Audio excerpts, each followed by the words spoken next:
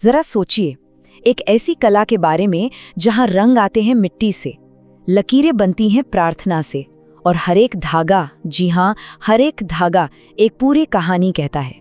ये सिर्फ पहनने वाला कपड़ा नहीं है, नहीं, ये तो एक चलता फिरता महाकाव्य है। एक ऐसी कला जो हजारों सालों से पीढ़ी दर पीढ़ी रामायण और महाभारत की कहानियां सुनाती आ रही है। और इस जादुई कला का नाम है कलमकारी। देखिए, ये नाम भी कितना खूबसूरत है। ये फारसी के दो शब्दों से मिलकर बना है। कलम यानी पेन और कारी यानी कारीगरी, मतलब कलम से की गई कलाकारी।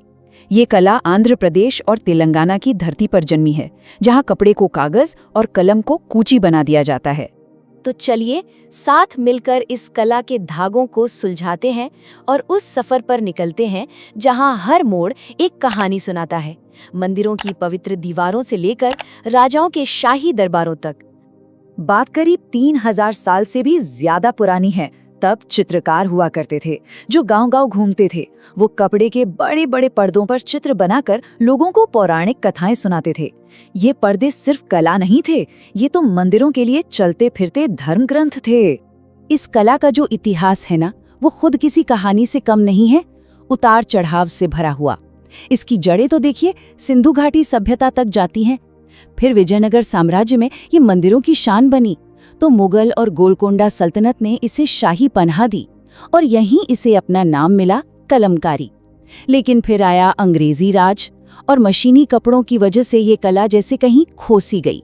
पर आज़ादी के बाद कमलादेवी चट्टोपाध्याय जैसे कुछ कमाल के लोगों और उन परिवारों ने जिनकी रगों में ये कला बहती थी, मिलकर इस विरासत में फिर से जान डाल दी। और जैसे जैसे वक्त आगे बढ़ा, ये कला दो खूबसूरत धाराओं में बट गई। दोनों की अपनी अलग पहचान है, अपनी तकनीक है और अपनी एक अलग ही आत्मा है। चलिए इन दोनों को जरा और करीब से जानते हैं। एक है श्रीकालहस्ती शैली। इसमें कलाकार सीधे कलम से कपड़े पर रामायण और महाभारत के दृश्य बनाते हैं। ये पूरी तरह से भक्ति और कथा वाचन को समर्पित है।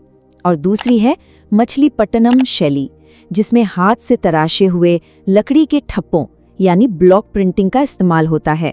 इस पर आपको फारसी असर दिखेगा, जिसमें फूल और बेल बूटे बनाए जाते थे, जो व्यापार और सजावट के लिए बहुत मशहूर हुए।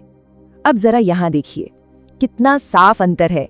बाईं तरफ श्रीकालहस्ती शैली है, जहाँ हर लकीर एक पूरी कहानी सुना रही है, एक गति है। और दाईं तरफ मछलीपट्टनम शैली के खूबसूरत सधे हुए पैटर्न्स है।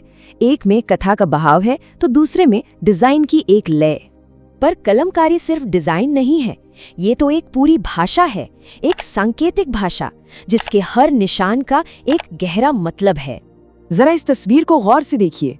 ऐसा लगता है जैसे एक ही कपड़े पर पूरी रामायण या महाभारत का सार सिमटाया हो। हर एक हिस्सा एक अध्याय है, हर एक किरदार अपनी भूमिका में है। मतलब ये सिर्फ एक कलाकृति नहीं, ये एक ऐसा ग्रंथ है जिसे पढ़ा नहीं, देखा जा सकता है। कलमकारी में जो प्रतीक इस्तेमाल होते हैं वो सिर्फ सजावट के लिए नहीं है। जैसे जीवन का वृक्ष, ये ब्रह्मांड के जुड़ाव को दिखाता है। कमल पवित्रता और ज्ञान का प्रतीक है। मोर दिव्यता और प्रेम का। हाथी ज्ञान और शक्ति का। और मछली है समृद्धि का प्रतीक। ये सब मिलकर इस कला को एक अलग ही दार्शनिक गहराई देते हैं। तो आखिर ये जादू होता कैसे है? चलिए आपको पर्दे के पीछे ले चलते हैं और इस कला को बनाने की उस साधना को देखते हैं, जो धैर्य और प्रकृति के मेल से ही पूरी होती है।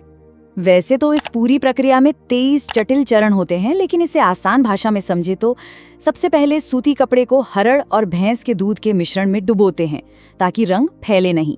फिर कलाकार या तो कलम से पूरा डिजाइन हाथ से बनाता है या फिर लकड़ी के ब्लॉक से छापता है। इसके बाद नील, अनार, लोहे की जंग, इन सबसे बने प्राकृतिक रंगों से एक एक करके रंग भरा जाता है। और आखिर में कपड़े को बहते नदी के पानी में धोकर धूप में सुखाते हैं। ये सिर्फ एक प्रोसेस नहीं है, ये प्रकृति के लिए एक सम्मान भी है। सुनिए मछलीपट्टनम के एक कारीगर के दिल की बात। वो कहते हैं, कलम से खींची मेरी हर रेखा एक प्रार्थना है, पर आज लोग कहते हैं इसे जल्दी बनाओ, सस्ता बनाओ और चमकीला बनाओ। वो आगे कहते हैं, लोग भूल जाते हैं कि कलमकारी छापी नहीं जाती, इसे तो धैर्य और भक्ति से रंगा जाता है।